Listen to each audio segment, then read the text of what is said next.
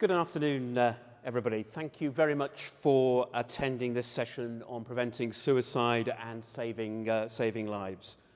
We're really delighted to have this session on the main stage because I think this is a topic of great importance and one which should be concern for all of us as leaders in the NHS. And it is one more than anything else where by working together and taking collective action, we can make a real difference and save lives. Before I introduce other speakers, I'd like to make a few comments myself. 2017, there were 5,821 suicides in the UK. After a spike following the 2008 recession, the numbers in general have been gradually falling, which is a great credit to the work which is happening in many sectors to tackle this issue. But each one of those lives lost is one too many, and there is much more for us all to do. In recent years, it's been a really good thing that the stigma around mental health has begun to lift, and we've been able to have much more honest conversations about living with mental health problems and how it affects families. To some extent, I think the same thing has been happening with suicide, but perhaps more slowly, and there are still lots of taboos. It's one of the really important things for us to realise that for each one of those nearly 6,000 deaths, many other individuals are touched, whether family, friends or colleagues. And without asking for a show of hands, I'm sure that probably everyone in this room today has known somebody in their lives who sadly has taken their own life through suicide. I personally have had that experience on a number of occasions, and I have found it one of the most profoundly sad and difficult issues to deal with in my life. While through my role as a mental health professional, I've gained some understanding about the depth of feelings that can take somebody in mental distress close to wanting to take their own life. I still think it's something which is incredibly hard to understand and come to terms with.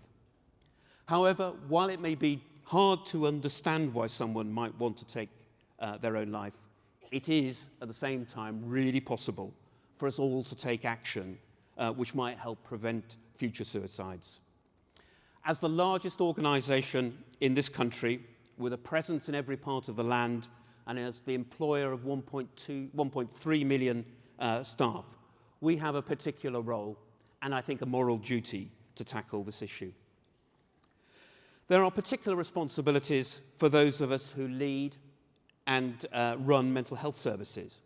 But I wanted to highlight in my remarks this afternoon 4 things which I think all organisations in the NHS can help make happen. First, we can take an interest in the issue and make sure that we are properly acquainted with local action and strategies to tackle suicide in our areas, and make sure that our organisations are fit for purpose in making their contribution to the achievement of those strategies.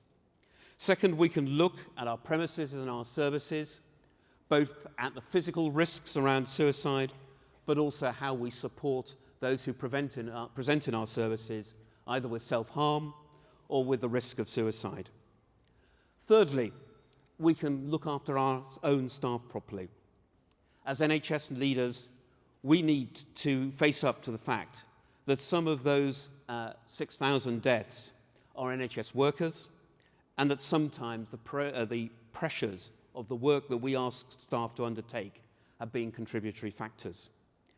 And finally, and with a particular focus this week following the Prime Minister's announcement, I think there's a real opportunity to encourage all of our 1.3 million staff to undertake some basic suicide awareness training, which can help them to respond to somebody in crisis who might be contemplating taking their own life, whether that event happens in their professional lives or whether it happens outside work.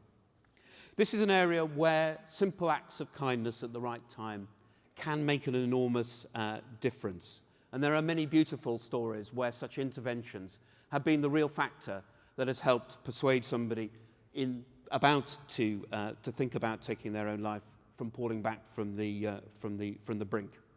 The Zero Suicide Alliance has developed some really impactful training that is designed to help deal with this very issue. How great it would be if we could go out and really encourage all of our staff to do that training and to share that also with our partners who work with us. We're going to return to some of these themes in other bits of this session. But for the moment, I wanted to introduce my fellow speakers for the session. So first of all, Gilbert OBE, an expert by experience, and who has been most recently Vice Chair of the Independent Review of the Mental Health Act. Ruth Sutherland, Chief Executive of the Samaritans, an organisation which has done so much over the last 60-odd years to support people at risk of taking their own lives. And Joe Rafferty, Chief Executive of Mersey, who's one of the first mental health leaders in this country to take on board the zero suicide approach developed in Denver in the United States, and which rightly raises the bar of what we might expect to do to help save lives. So we'll hear from all of the three speakers.